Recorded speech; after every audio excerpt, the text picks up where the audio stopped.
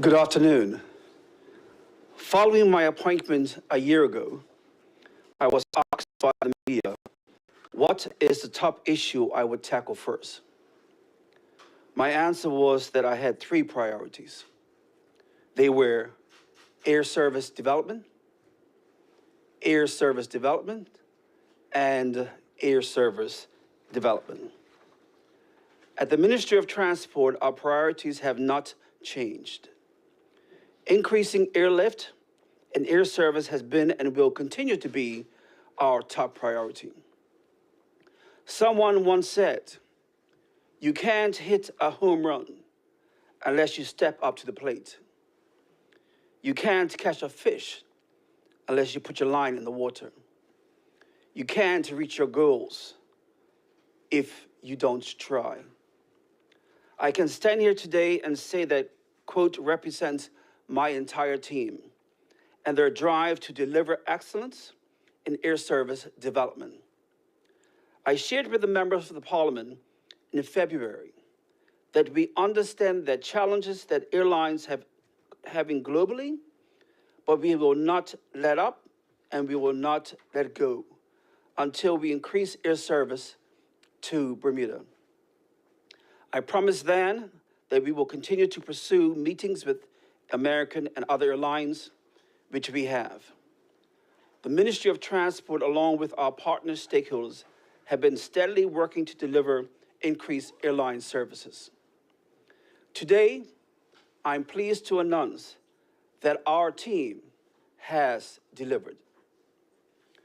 On October the 11th, I and the members of Bermuda Air Service Development Team, Lester Nelson, Chief Executive Officer, which is here today, of Bermuda Aviation Authority, Aaron Adderley, President of Skyport, and Jameer Douglas, Vice President of Marketing, Bermuda Tourism Authority, met with American Airlines executives at their headquarters near Dallas, Texas.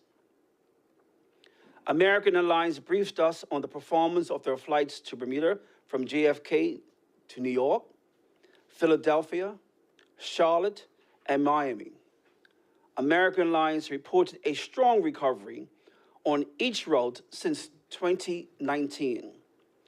American will relaunch its flights, as you know, between Washington Reagan National Airport, DCA, and LAX International Airport in Bermuda, with seasonal flights resuming in April 2024 and continuing to the end of August 2024. The 5-month seasonal daily schedule to Washington will be 2 months longer than the schedule in 2019. And last time there was a direct flight, which was the last time the direct flight to Washington connection. This is significant to Bermuda, as pointed out by the BTA. Washington is Bermuda's 4th largest market, and they will increase their collaboration with American for the relaunch of the Washington direct flight. American has also confirmed that directly daily year-round service to Miami will return on November 5th from Miami to Bermuda, joining the existing year-round service from JFK and Charlotte. As reported in a recent media statement by American Airlines, with this service next April, American will operate up to 35 weekly flights to BDA from its hub in Charlotte, New York, Miami, Philadelphia, and DCA, strengthening its position as the largest U.S. airline in Bermuda. At our meeting with American Airlines, I extended the Bermuda government's appreciation for providing air service to Bermuda and for rebuilding their direct flights to Bermuda since 2019. There's a reason for us to applaud American Airlines' commitment to Bermuda and their growth plan, including the resumption of direct seasonal and air service.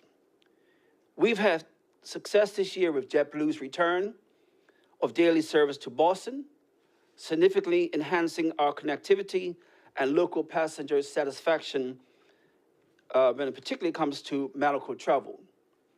The reintroduction of this vital route has not only increased our travel option, but also solidified our commitment to providing convenient and efficient air travel.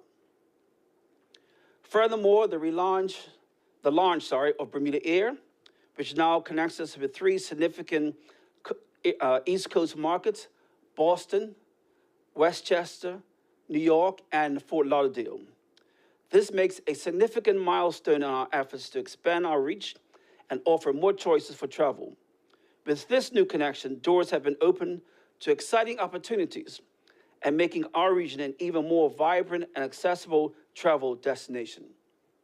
Delta, Air Canada, and British Airways will continue to operate in the winter service, providing airlift to Toronto, New York, Atlanta, and the United Kingdom.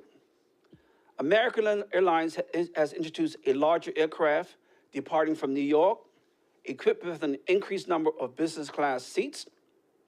Following our meeting with Air Canada, we discussed converting back to their traditional aircraft, which they will do in the near future, which will mean additional business class seats as well. We are not finished, and there's much remaining to be done, much more remaining work to be done, I should say. With this team and other stakeholders met in September, our discussions centered around key topics such as enhancing air service operation during the shoulder months of November to March, marketing plans, capacity projections, fostering relationships with potential air service providers, and assessing hotel occupancy during winter. The Ministry of Transport remains committed to actively engage all stakeholders in these discussions, sharing constructive ideas and jointly reviewing strategies for advancing air service development. We will continue meeting with other airlines and continue to build on the relationships we have with our current service providers. Nelson Mandela said, "A winner is a dreamer who never gives up." We will keep up dreaming, and we will never give up. We have delivered, and we will deliver more. Thank you. Any questions for the minister? Please go to the microphone. Which order would you like us in? This one right here. In which order? Oh, who's going first? Gary, you're here. Go, Gary. Gary Skelton. Gary Foster Skelton, Bermuda Broadcasting. Good afternoon, Minister. You said the AA reported a strong recovery in comparison to the previous records in 2019. Can you tell us, did they give you any detail how much better it's got for them? I don't have the information in front of me. I can get that information to you, Gary. But the percentage as far as the amount of people that was on the flight it's been significant. Significant, okay. And with these the return of the Miami flight, what was the other one? The return of the Miami flight and the Washington flight. Do you have some estimated numbers that you're expecting increase in visitors? Well, let me just say that flight, particularly the Miami flight, used to be used a lot by Bermudians. Mm-hmm. Whether going to Disney World, whether connecting also to the Caribbean, other islands down there, it was used a lot.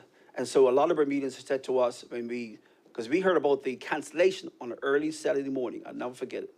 And so we've been working on this since that time, and we are glad that American Airlines have now come back and will continue their flight year-round for us, particularly for the Bermudians going in that direction. But at this time, we don't have any actual figures, estimates. I can get those numbers to you right now. Please, also. Please. Yeah. And because I was just looking at the total air visitors on the August tourism measures, comparing to 2019, right now our total air visitors are around 134,000 year to date. Year to date, 2019 was around 197,000. Are you willing to put a number? Say, I'd like to see that go up next year by 10,000, 20,000. I know we're stuck with this Fairmont Southampton still being closed, and that'll drain. It all has to do with supply and demand. So we need more supply. Once you get more supply, of course, you'll increase more actual tourism. Okay. you said did you say there's still limited service with Delta and BA? Was that No. words you used, or I misheard you? No, we didn't. With Delta will be continue as they are right now. They're looking at other, coming from other areas, and we're having discussions with them also. Okay, and also the Bermuda Air changing its business model to include non-business class flights. Has that had any influence or change to the ministry's plans? Well, it's not our plan, it's their plan. Well, of course. And any business at the end of the day to tweak their plans, and I believe they found out that it's more feasible and more economical for them to add on additional economy seats and reduce the amount of business class. That's a business decision they've made. Okay. Final question, just obviously the loss of the Miami flight this year was something of a surprise when it came, and it came very much last minute. Whereas we're looking ahead. Is this written in stone now? We get all these things are coming out. We're not going to get a last minute call. It's written. They have told us that they will fly at least next year. The following years, things change. Life changes for everything. And so, but as far as we know right now, it's written in stone. Thank you, Minister. Thank you.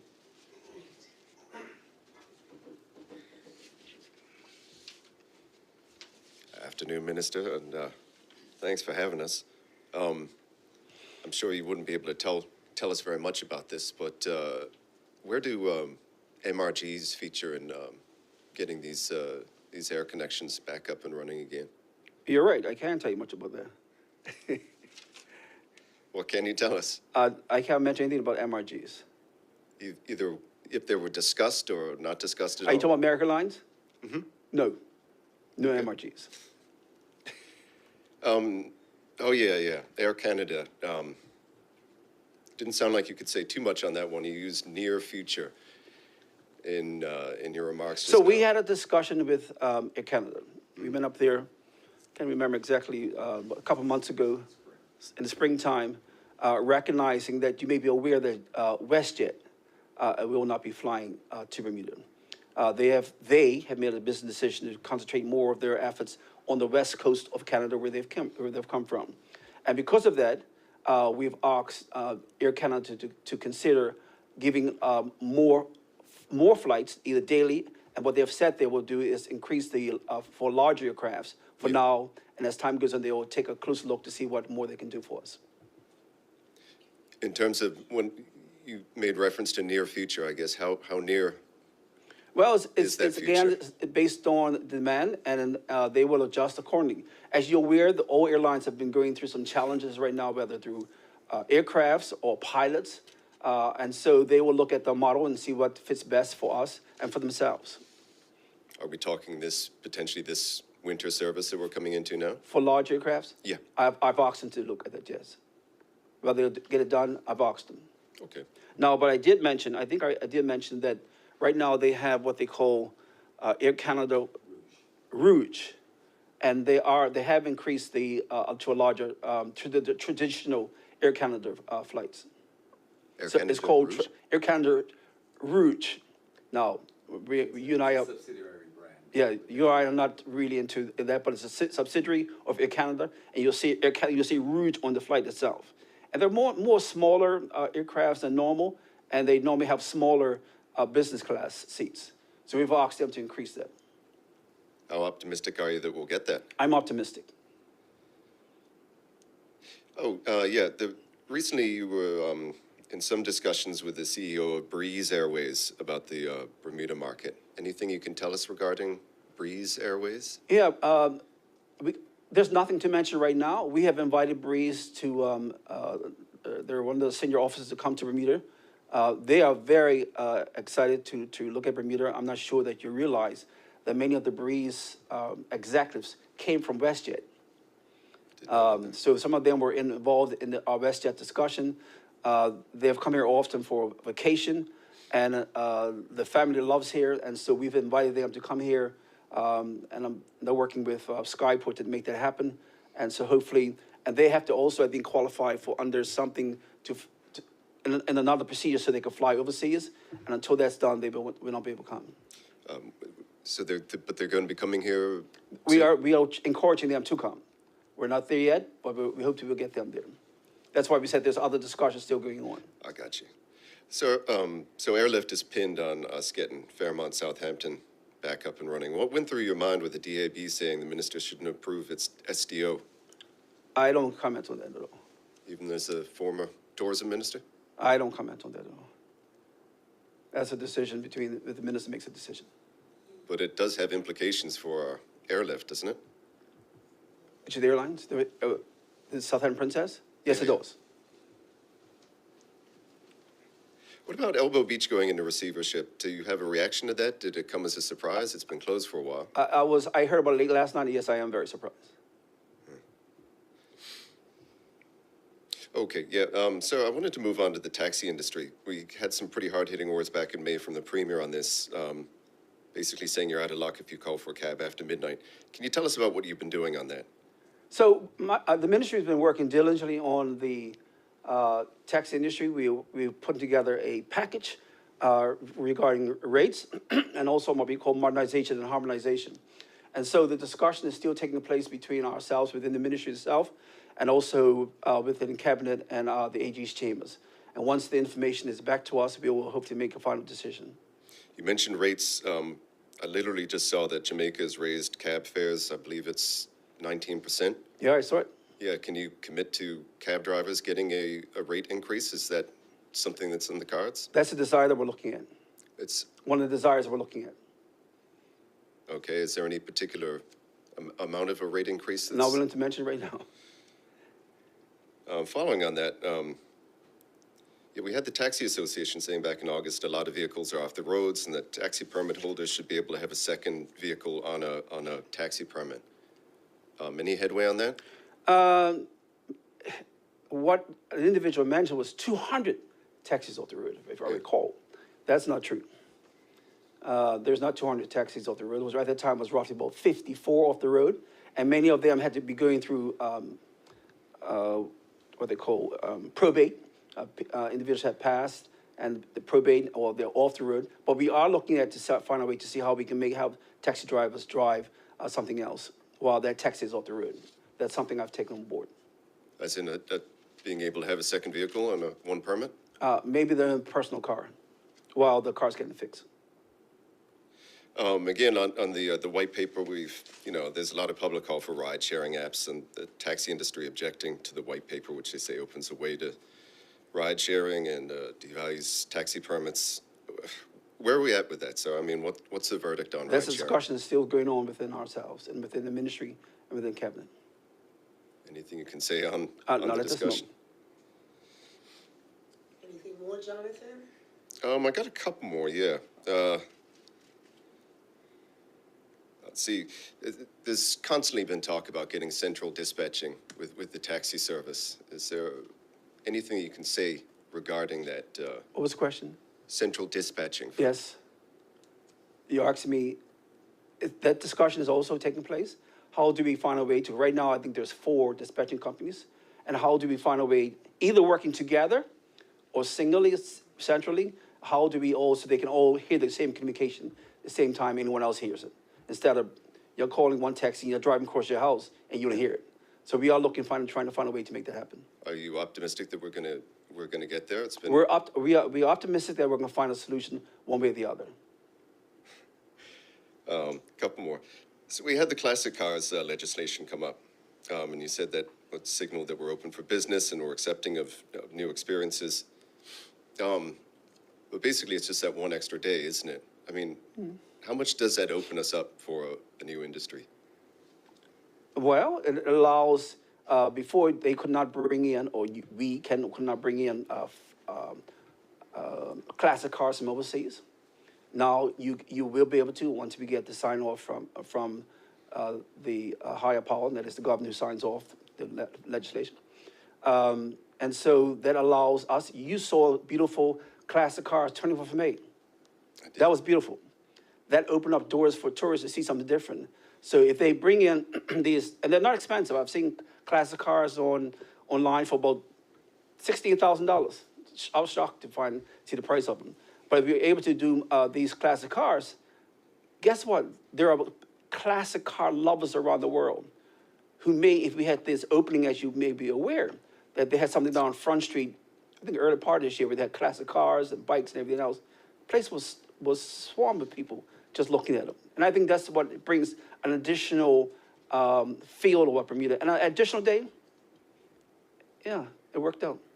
You reckon just with the additional day, we're going to be able to see more of that kind of thing? It's not necessarily the additional day. They can come to us. So right now it's, I think it's Saturday and Sunday, and then weekends, not weekends, and then holidays. They can come to us and say they're going to have a classic car day on a Wednesday down Front Street. They can, the cabinet ministry would open that up and allow that to happen. So they can drive for this opening for classic cars so they can see how these classic cars look. So the last one from me here, but folks just had a ministerial retreat for the throne speech. Can you tell us what you asked for and what you're going to be getting? How'd you find that out? Fishing, sir. I enjoyed the lunch and the breakfast. Thank you very much. If there's any more questions, Jonathan, at this point, we're going to conclude the press conference. That's it for me. Thank you. You want any questions from Nelson? No? Any questions from Mr. Nelson? Okay, thank you very much. That Thank you, concludes Tina. the press conference. Thank you Sorry. for coming, members of the meeting. Thank you.